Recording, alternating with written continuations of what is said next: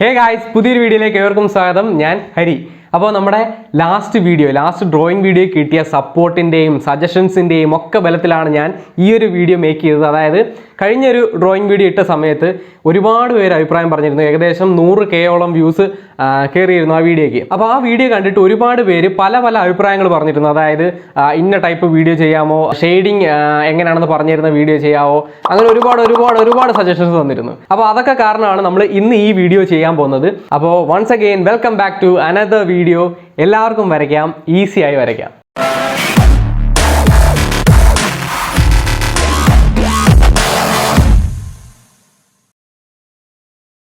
Guys, അപ്പോൾ കഴിഞ്ഞ വീഡിയോയിൽ ഞാൻ വരയ്ക്കാൻ അറിയാത്ത ഒരാൾക്ക് പോലും ഈസിയായി എങ്ങനെ വരയ്ക്കാം, അതിന് വേണ്ടിയിട്ടുള്ള കുറേ ടിപ്സ്, കുറേ ടെക്നിക്സ്, അതൊക്കെയാണ് കഴിഞ്ഞ വീഡിയോയിൽ ഡിസ്കസ് ചെയ്തത്. പക്ഷേ ഈ വീഡിയോയിൽ നമ്മൾ അതൊന്നുമല്ല ചെയ്യാൻ പോകുന്നത്. ഈ വീഡിയോയിൽ നമ്മൾ അതിലും വ്യത്യസ്തമായ കുറച്ച് കാര്യങ്ങളാണ് നമ്മൾ ചെയ്യാൻ പോകുന്നത്. ഈ വീഡിയോയിൽ നമ്മൾ പല സ്റ്റെപ്സിലൂടെ കടന്നു പോകും, പല ടൈപ്പ് ഫിഗേഴ്സ് നമ്മൾ വരച്ചു പോകും. അപ്പോൾ അതൊക്കെ എന്തിനാണെന്ന് നിങ്ങൾക്ക് ഈ വീഡിയോയുടെ അവസാനം നിങ്ങൾക്ക് തീർച്ചയായിട്ടും മനസ്സിലാവും. ഗായ്സ്, അപ്പോൾ കഴിഞ്ഞ വീഡിയോയിൽ ഒരുപാട് പേര് പറഞ്ഞൊരു കാര്യമാണ്, അതായത് അവർ വരയ്ക്കാനായിട്ട് തോനെ സമയം എടുക്കുന്നുണ്ടെന്ന്. എൻ്റെ അടുത്തും ചോദിച്ചിരുന്നു, ചേട്ടൻ വരയ്ക്കാനായിട്ട് എത്ര സമയം എടുക്കുമെന്ന്. അതായത് ചിലർ മണിക്കൂറുകൾ എടുക്കും വരയ്ക്കാനായിട്ട്, ചിലർക്ക് മിനിറ്റുകൾ മാത്രം മതി വരച്ചെടുക്കാനായിട്ട്. അപ്പോൾ ഈ ഒരു ടൈം എന്ന് പറയുന്നത് അവരുടെ ഒബ്സർവേഷൻ അനുസരിച്ചിരിക്കും. അതായത് ഇപ്പോൾ നമ്മളൊരു പിക്ചറിൽ തോനെ ടൈം സ്പെൻഡ് ചെയ്യുന്നത് ആ ഒരു പിക്ചർ പെർഫെക്റ്റ് ആക്കി എടുക്കാൻ വേണ്ടിയിട്ടാണ്. അപ്പോൾ ഈ ഒരു ഒബ്സർവേഷൻ എന്ന് പറയുന്ന സംഭവം എന്ന് വെച്ചാൽ, സി ഗായ്സ്, ഇപ്പോൾ ഒരു പിക്ചർ, ആ പിക്ചറിൽ നോക്കി മാക്സിമം കാര്യങ്ങൾ നമുക്ക് ഒബ്സർവ് ചെയ്യാനും പറ്റുന്നുണ്ട്. ആ ഒബ്സർവ് ചെയ്ത കാര്യങ്ങളൊക്കെ അതുപോലെ നമുക്ക് പേപ്പറിൽ വരയ്ക്കാനും പറ്റുന്നുണ്ടെങ്കിൽ നമ്മുടെ പടം പെർഫെക്റ്റ് ആയി കഴിഞ്ഞു. അപ്പോൾ ഈ പടത്തിൽ നിന്ന് ഒബ്സർവ് ചെയ്യുക എന്ന് പറയുന്നത് പടത്തിലെ ചെറിയ വരകൾ, ചെറിയ ഷെയ്ഡുകൾ, ചെറിയ ചുളുക്കുകൾ, മുഖത്തെ ചുളുക്കുകൾ, ഇങ്ങനെ വളരെ ചെറിയ കാര്യങ്ങളായിരിക്കും. അപ്പോൾ ഈ ഒബ്സർവ് ചെയ്തെടുത്ത കാര്യങ്ങൾ അതുപോലെ നമ്മുടെ പേപ്പറിൽ വരയ്ക്കാൻ പറ്റുന്നുണ്ടെങ്കിൽ നമ്മുടെ വരയ്ക്കുന്ന പിക്ചറും പെർഫെക്റ്റ് ആവും. പക്ഷേ ഈ ഒരു ഒബ്സർവേഷൻ കപ്പാസിറ്റി എന്ന് പറയുന്നത് ബിഗിനേഴ്സിനെ സംബന്ധിച്ചിടത്തോളം വളരെ കുറവാണ്. ഈ ഒരു ഒബ്സർവേഷൻ കപ്പാസിറ്റി എന്ന് പറയുന്നത് പ്രാക്ടീസിലൂടെയാണ് ആൾക്കാർ ഇമ്പ്രൂവ് ചെയ്തെടുക്കുന്നത്. അങ്ങനെയാണ് ചിലർ 6 മണിക്കൂറും, ചിലർ 10 മിനിറ്റും, ചിലർ സെക്കൻഡുകൾ കൊണ്ട് തന്നെ പടങ്ങൾ വരച്ച് തീർക്കുന്നത്. പക്ഷേ നമ്മുടെ ഈ ഒരു വീഡിയോയിൽ കുറേ ഉടായ്പ് പരിപാടികളിലൂടെ നമ്മൾ വളരെ സിമ്പിളായിട്ട് തന്നെ ഒരു പിക്ചർ വരച്ച് കംപ്ലീറ്റ് ചെയ്യാൻ പോവുകയാണ്. അപ്പോൾ നമ്മൾ ഇന്ന് വരയ്ക്കാൻ പോകുന്നത് മറ്റാരുടെയും പിക്ചർ അല്ല, ക്രിസ്ത്യാനോ റൊണാൾഡോയുടെ ഫോട്ടോയാണ്. അപ്പോൾ ഞാൻ ആദ്യം പറഞ്ഞ പോലെ തന്നെ ഈ ഒരു വീഡിയോയിൽ നമ്മൾ ഒരുപാട് സ്റ്റെപ്സും ഒരുപാട് ഷേപ്സും കാര്യങ്ങളെല്ലാം വരച്ചു പോകും. അതൊക്കെ എന്തിനാണെന്ന് നിങ്ങൾക്ക് വീഡിയോയുടെ അവസാനം കറക്റ്റ് മനസ്സിലാവും. സോ ഗായ്സ്, അപ്പോൾ നമുക്കിനി ഡ്രോയിങ് തുടങ്ങാം. ഗായ്സ്, അപ്പോൾ ആദ്യം തന്നെ ചെയ്യേണ്ടത് എന്താണെന്ന് വെച്ച് കഴിഞ്ഞാൽ, പ്ലേ സ്റ്റോറിൽ പെൻസിൽ സ്കെച്ച് എന്ന് പറയുന്ന ഈ ഒരു ആപ്ലിക്കേഷൻ അവൈലബിൾ ആണ്. ഈ ഒരു ആപ്ലിക്കേഷൻ നമ്മൾ ഡൗൺലോഡ് ചെയ്ത ശേഷം നമുക്ക് വരയ്ക്കാനുള്ള ഫോട്ടോ ഏത് ഫോട്ടോ ആണെന്ന് വെച്ച് കഴിഞ്ഞാൽ ഈ ഒരു ആപ്ലിക്കേഷനിൽ ഇമ്പോർട്ട് ചെയ്യാം. അപ്പോൾ ഇതിൽ സ്കെച്ച് എന്ന് പറയുന്ന ഒരു ഓപ്ഷൻ ഉണ്ട്. ആ സ്കെച്ച് എന്ന് പറയുന്ന ഓപ്ഷനിൽ ക്ലിക്ക് ചെയ്ത ശേഷം ബ്ലാക്ക് ആൻഡ് വൈറ്റ് പ്രസ് ചെയ്യുകയാണെങ്കിൽ നമുക്ക് നല്ല രീതിയിൽ വരയ്ക്കാൻ പാകത്തിനായിട്ടുള്ള ഒരു ഫിൽറ്ററിൽ നമ്മുടെ പിക്ചർ കിട്ടുന്നതാണ്. അപ്പോൾ ഇനി ഈ ഒരു ഫോട്ടോ നോക്കിയാണ് നമ്മൾ വരയ്ക്കാൻ പോകുന്നത്. ഗായ്സ്, അപ്പോൾ നമ്മൾ സ്റ്റാർട്ട് ചെയ്യാൻ പോവാണ്. ഇനി ഞാൻ പറയാൻ പോകുന്ന കാര്യങ്ങൾ വളരെ ശ്രദ്ധയോടെ തന്നെ കേൾക്കണം. അപ്പോൾ ആദ്യം തന്നെ നമ്മൾ ചെയ്യാൻ പോകുന്നത് ഏത് പേപ്പറാണോ എടുക്കുന്നത്, അതായത് A3 ആണോ A4 ആണോ, ഏത് സൈസുള്ള പേപ്പറാണോ എടുക്കുന്നത്, ആ പേപ്പറിൻ്റെ ഏകദേശം സെൻറ്റർ ഭാഗത്തായിട്ട് ഒരു സ്ട്രെയിറ്റ് ലൈൻ വരയ്ക്കാൻ പോവാണ്. അപ്പോൾ ഈ ഒരു സ്ട്രെയിറ്റ് ലൈൻ എന്ന് പറയുന്നത് പേപ്പറിന് പാരലായിട്ട് വേണം നമ്മൾ വരയ്ക്കാനായിട്ട്. അപ്പോൾ ഈ ഒരു സ്ട്രെയിറ്റ് ലൈൻ ഞാനിവിടെ കടുപ്പിച്ചാണ് വരയ്ക്കുന്നത്. നിങ്ങൾ വരയ്ക്കുമ്പോൾ വളരെ സ്മൂത്തായിട്ട് വരച്ചാൽ അത് നിങ്ങൾക്ക് കാണാൻ വേണ്ടിയിട്ടാണ് ഞാനിവിടെ കടുപ്പിച്ച് വരയ്ക്കുന്നത്. അപ്പോൾ അടുത്തതായിട്ട് ചെയ്യാനുള്ളതെന്ന് വെച്ചാൽ, നമ്മളിപ്പോൾ ഈ വരച്ച ലൈനിൻ്റെ റൈറ്റ് സൈഡിലായിട്ട് ഒരു പോയിന്റ് മാർക്ക് ചെയ്യുക. ഒരു പോയിന്റ് മാർക്ക് ചെയ്ത ശേഷം ആ പോയിന്റിൽ വെച്ചുകൊണ്ട് പ്രൊട്രാക്ടർ വെച്ചുകൊണ്ട് ഒരു 5 ഡിഗ്രി ലൈൻ വരയ്ക്കുക. 5 ഡിഗ്രി അളന്ന ശേഷം ഒരു ലൈൻ വരയ്ക്കുക. അപ്പോൾ ഒരു 5 ഡിഗ്രിയുടെ ലൈൻ നമ്മളിവിടെ വരച്ചു കഴിഞ്ഞു.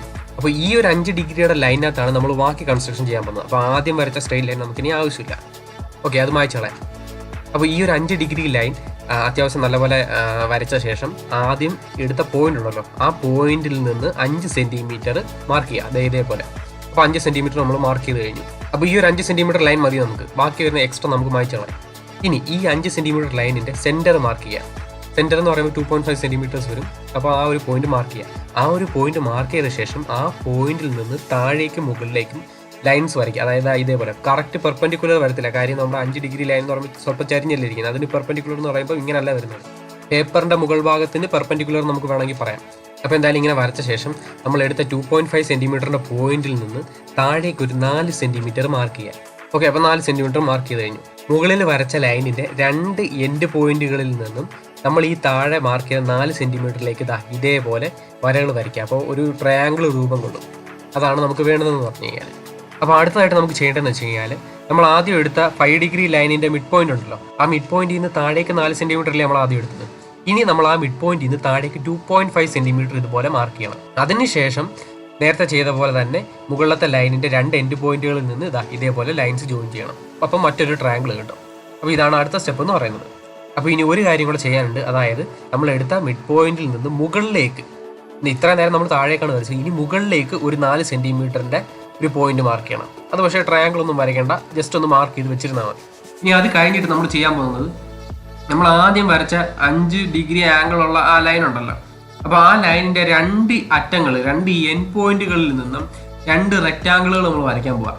അതായത് ആദ്യം ഈ സൈഡിൽ നിന്നുള്ള റെക്റ്റാങ്കിൾ വരയ്ക്കാം. ഈ സൈഡിലെ റെക്റ്റാങ്കിളിൻ്റെ തിക്നെസ് എന്ന് പറയുന്നത് 1 സെൻറ്റിമീറ്റർ ആണ്. അതായത് മുകളിലേക്ക് 0.5 സെൻറ്റിമീറ്റർ, താഴേക്ക് 0.5 സെൻറ്റിമീറ്റർ.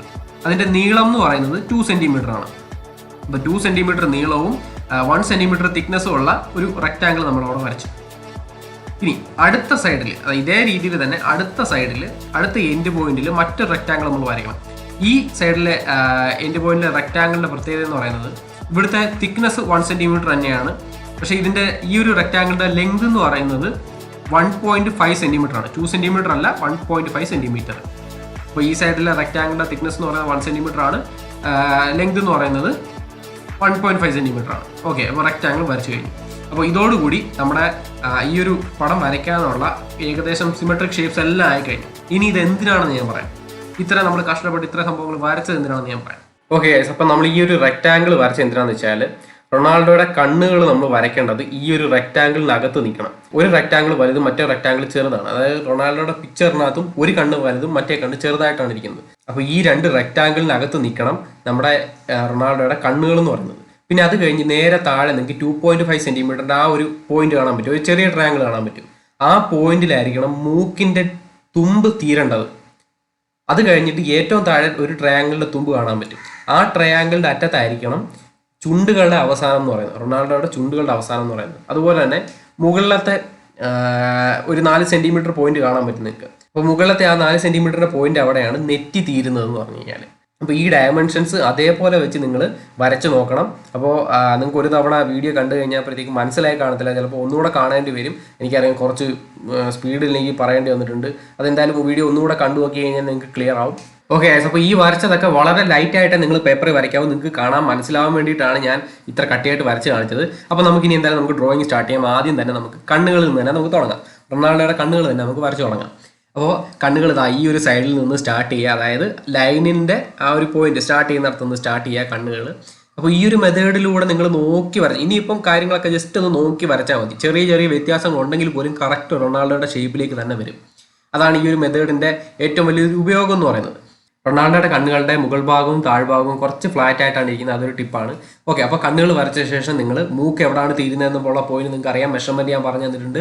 അപ്പോൾ ആ പോയിന്റിൽ മൂക്ക് വെച്ച് വരയ്ക്കുക. പിന്നെ അത് കഴിഞ്ഞ് ചുണ്ടുകൾ എവിടെയാണ് തീരുന്നതെന്നുള്ള മെഷർമെൻറ്റ് ഞാൻ പറഞ്ഞു തന്നിട്ടുണ്ട്. അപ്പോൾ ചുണ്ടുകളും അതേ പോയിന്റ് വെച്ച് അവസാനിപ്പിക്കുക. അപ്പോൾ കറക്റ്റ് ആ പടം നോക്കി നിങ്ങൾ വരയ്ക്കാൻ ശ്രമിച്ചാൽ മതി. അപ്പോൾ ചെറിയ മിസ്റ്റേക്ക് ഉണ്ടെങ്കിൽ പോലും യാതൊരു പ്രശ്നവും വരത്തില്ല, ഞാൻ പറഞ്ഞ പോലെ. അപ്പോൾ നിങ്ങൾ എന്തായാലും വളരെ റഫായിട്ട് ഞാൻ വരയ്ക്കാൻ പോകുന്ന പോലെ വരയ്ക്കുക. ഓക്കെ, അപ്പോൾ ഇനി നമ്മൾ ആദ്യം വരച്ച ഷേപ്പുകളോ ലൈനുകളോ എന്തെങ്കിലുമൊക്കെ ഉണ്ടെങ്കിൽ അതങ്ങ് മായ്ച്ച് കളയാം. കാര്യം എന്ന് പറഞ്ഞു കഴിഞ്ഞാൽ അതിൻ്റെ ആവശ്യം കഴിഞ്ഞു നമുക്ക്. അപ്പോൾ കണ്ണും മൂക്കും അതുപോലെ തന്നെ ചുണ്ടുകൾ നമ്മൾ റഫായിട്ട് വരച്ച് കഴിഞ്ഞു. അപ്പോൾ ഇനി ഇത് നമുക്ക് പെർഫെക്റ്റ് ആക്കി എടുക്കണം. അപ്പോൾ 2 കണ്ണുകൾ തമ്മിലുള്ള അകലവും കാര്യങ്ങളെല്ലാം കറക്റ്റാണ്. മൂക്കിൻ്റെ നീളം കറക്റ്റാണ്. ഇനി മൂക്കിൻ്റെ വീതി നമുക്ക് എങ്ങനെ കറക്റ്റ് മനസ്സിലാക്കാം. അപ്പോൾ അതിന് വേണ്ടിയിട്ട് നമ്മൾ പടത്തിൽ നോക്കി കഴിഞ്ഞാൽ കാണാൻ പറ്റും. റൊണാൾഡോയുടെ കണ്ണിൻ്റെ കൃഷ്ണമണിയിൽ നിന്ന് താഴേക്ക് ഒരു ലൈൻ വരച്ച് കഴിഞ്ഞാൽ മൂക്ക് എവിടെയാണ് തീരുന്നതെന്നുള്ള ഏകദേശം ഒരു അളവ് നമുക്ക് കിട്ടും. അപ്പോൾ അങ്ങനെ നമുക്ക് മൂക്കിൻ്റെ വീതി നമുക്ക് മനസ്സിലാക്കാൻ പറ്റും. അത് ഒരു സൈഡ് മാത്രമല്ല, മൂക്കിൻ്റെ അടുത്ത സൈഡ് നമുക്ക് ഇതേ രീതിയിൽ മനസ്സിലാക്കാൻ പറ്റും. അപ്പോൾ കണ്ണിൻ്റെ ഭാഗവും അതുപോലെ തന്നെ മൂക്കിൻ്റെ ഭാഗവും ഏകദേശം ഒരുവിധം സെറ്റായി. ഇനി അത് കഴിഞ്ഞിട്ട് നമ്മൾ പോകുന്നതാണ് ചുണ്ടിൻ്റെ ഒരു പോർഷനിലേക്ക്. ചുണ്ടിൻ്റെ വീതി കറക്റ്റ് അറിയാൻ വേണ്ടിയിട്ട് നമ്മൾ നേരത്തെ മൂക്കിൻ്റെ വീതി മനസ്സിലാക്കിയ പോലെ തന്നെ കൃഷ്ണമണിയുടെ താഴേക്ക് ഒരു സ്ട്രെയിറ്റ് ലൈൻ ഏകദേശം നമ്മളൊന്ന് കൺസിഡർ ചെയ്ത് കഴിഞ്ഞാൽ നമുക്ക് ചുണ്ടിൻ്റെ വീതിയും കറക്റ്റ് മനസ്സിലാക്കാൻ പറ്റും. അപ്പോൾ അങ്ങനെ ചുണ്ടിൻ്റെ വീതിയും നമുക്ക് കറക്റ്റിന് കിട്ടും. അപ്പോൾ ചുണ്ട് കൂടി വരച്ച് കഴിഞ്ഞാൽ നമ്മുടെ ഫേസിൻ്റെ എല്ലാ സംഭവങ്ങളും ആയി കഴിഞ്ഞു. പിന്നെ നെറ്റിയുടെ ഹൈറ്റ് നമുക്ക് ഓൾറെഡി അറിയാം, ഞാൻ പറഞ്ഞിട്ടുണ്ട് നേരത്തെ 4 സെൻറ്റിമീറ്ററിന്. അപ്പോൾ ഇത്രയും സംഭവങ്ങൾ വെച്ചിട്ട് ഫേസ് കറക്റ്റായിട്ട് നമുക്ക് വരച്ച് വരാൻ പറ്റും.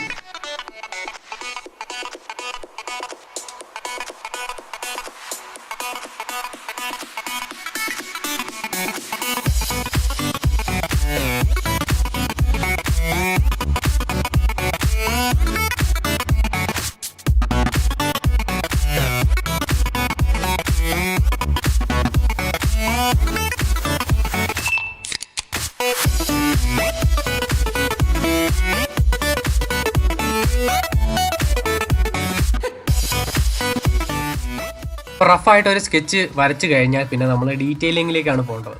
അപ്പോൾ ഡീറ്റെയിലിംഗ് ചെയ്യാൻ വേണ്ടിയിട്ട് കണ്ണിന് താഴെയും മൂക്കിന് താഴെയും ഒക്കെ ചെറിയ ഷെയ്ഡുകൾ നമുക്ക് പടത്തിൽ കാണാൻ പറ്റും. അത് അതേപോലെ കോപ്പി ചെയ്താൽ മതി. അപ്പോൾ ഷെയ്ഡിങ് സെപ്പറേറ്റ് ആയിട്ട് കാണിക്കുന്ന ഒരു എക്സ്പ്ലെയിൻ ചെയ്തിട്ടുള്ള വീഡിയോ പിന്നീട് നമുക്ക് ചെയ്യാം. അപ്പോൾ ഞാനിവിടെ തൽക്കാലം ചെയ്യുന്നത് ലൈറ്റായിട്ട് വരയ്ക്കാൻ വേണ്ടി ഒരു പെൻസിലും അതുപോലെ തന്നെ ഷെയ്ഡിങ് ഒക്കെ ചെയ്യാൻ വേണ്ടിയിട്ട് അപ്സരയുടെ വേറൊരു പെൻസിലാണ് യൂസ് ചെയ്യുന്നത് ഇവിടെ. അല്ലാതെ വേറെ പ്രത്യേകിച്ച് ഗ്രാഫൈറ്റ് പെൻസിലൊന്നുമില്ല. ഓക്കെ, അപ്പോൾ ഇനി ചെവിയുടെ ഒരു പോർഷൻ എങ്ങനെ വരുമെന്ന് കൂടി അതുകൂടി ഞാൻ ജസ്റ്റ് ഒന്ന് പറഞ്ഞുതരാം. നമ്മൾ നേരത്തെ മൂക്ക് വരച്ച പോലെ തന്നെ കണ്ണിൻ്റെ പുരികവും അതുപോലെ തന്നെ ചെവിയും തമ്മിൽ ചെറിയൊരു റിലേഷൻ വരുന്നുണ്ട്. അത് നിങ്ങൾ ആ ഈ ഫോട്ടോയ്ക്കകത്തൊരു ലൈൻ, സ്ട്രെയിറ്റ് ലൈൻ കൺസിഡർ ചെയ്ത് കഴിഞ്ഞാൽ അത് നിങ്ങൾക്ക് കറക്റ്റ് കണ്ടുപിടിക്കാൻ പറ്റും. ചെവി എവിടെ നിന്നാണ് തുടങ്ങുന്നത്, ചെവി എവിടെയാണ് അവസാനിക്കുന്നത്. അപ്പോൾ ചെവിയും നിങ്ങൾക്ക് കറക്റ്റായിട്ട് വരയ്ക്കാൻ പറ്റും.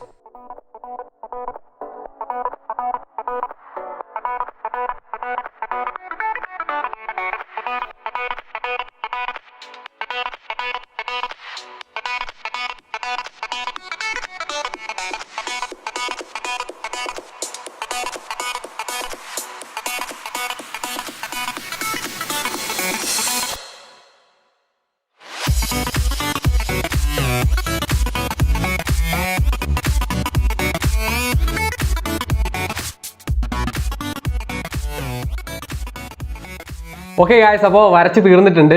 അപ്പോൾ ഫൈനൽ റിസൾട്ട് എന്താണെന്ന് കാണണ്ടേ.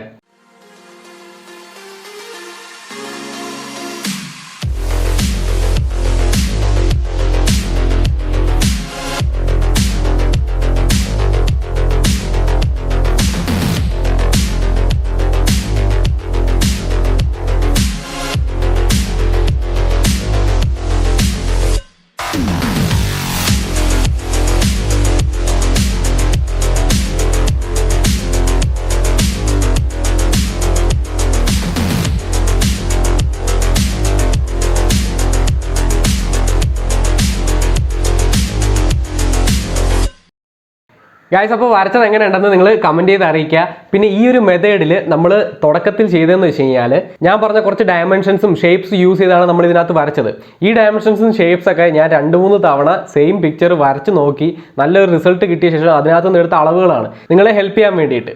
അപ്പോൾ ഈ ഒരു മെത്തേഡിൽ നമ്മൾ ചൂസ് ചെയ്ത ഷേപ്പുകളും ആ അളവുകളും കറക്റ്റ് ആയി കഴിഞ്ഞപ്പോഴത്തേക്കും നമ്മുടെ പടം ഓട്ടോമാറ്റിക് ആയിട്ട് ശരിയായതാണ്. നമ്മളിപ്പോൾ ഇനി എത്ര വരയ്ക്കാൻ അറിയാത്ത എന്നെ പോലെ ഒരു ബിഗിനർ ആണെങ്കിൽ പോലും അവിടെ കറക്റ്റ് പിക്ചർ റെഡിയായി വരുന്നുണ്ട്. അതിൻ്റെ കാരണം എന്ന് പറയുന്നത് നമ്മൾ ആ ഫേസിൻ്റെ ഡയമെൻഷൻസ് കറക്റ്റായി എടുത്തതുകൊണ്ടാണ്. അപ്പോൾ ഈ ഡയമെൻഷൻസിനകത്ത് ഇരിക്കുകയാണ് ഒരു ഫേസ് വരയ്ക്കുമ്പോഴത്തേക്കും. അപ്പോൾ ഞാൻ ഈ വീഡിയോ ചെയ്തത് ഈ ഒരു കാര്യം പറയാൻ വേണ്ടിയിട്ട് മാത്രമാണ്. അതായത് അപ്പോൾ ഫേസിൽ വരുന്ന ഈ ഡയമെൻഷൻസ് ആണ് ഫേസിനെ പെർഫെക്റ്റ് ആക്കുന്നത്. ഇപ്പോൾ ഫേസിൻ്റെ ആ ഒരു കറക്റ്റ് സിമെട്രി കൊണ്ടുവരുന്നത് ഈ ഡയമെൻഷൻസ് ആണ്. ഈ ഡയമെൻഷൻസ് ഒക്കെ നമ്മളൊരു പിക്ചർ നോക്കി വരയ്ക്കുന്ന സമയത്ത് ഏകദേശം നോക്കി വരയ്ക്കാനേ പറ്റത്തുള്ളൂ. അപ്പോൾ ഈ ഏകദേശം നോക്കി വരയ്ക്കേണ്ട സാധനങ്ങൾ എന്തൊക്കെയാണ് ഈ വീഡിയോ കണ്ടപ്പോൾ നിങ്ങൾക്ക് മനസ്സിലായി കാണുമെന്ന് വിശ്വസിക്കുന്നു. ജസ്റ്റ് നമ്മൾ ആ ഒറിജിനൽ ഫോട്ടോ നോക്കി ശ്രദ്ധിച്ചിരുന്ന് വരച്ചാൽ മതി. ടൈം എടുക്കും, അതൊരു ഫാക്ടറാണ്. പക്ഷേ നമുക്ക് വരയ്ക്കണമെന്നുള്ള ആഗ്രഹം ഉള്ളിലുണ്ടെങ്കിൽ പിന്നെ സമയമൊക്കെ കിട്ടാനെന്ന പാട്. അപ്പോൾ നിങ്ങൾ ചെയ്യുമ്പോൾ ആദ്യം ഈ ഒരു മെത്തേഡിൻ്റെ ഹെൽപ്പ് ഇല്ലാതെ ജസ്റ്റ് വരച്ച് നോക്കുക.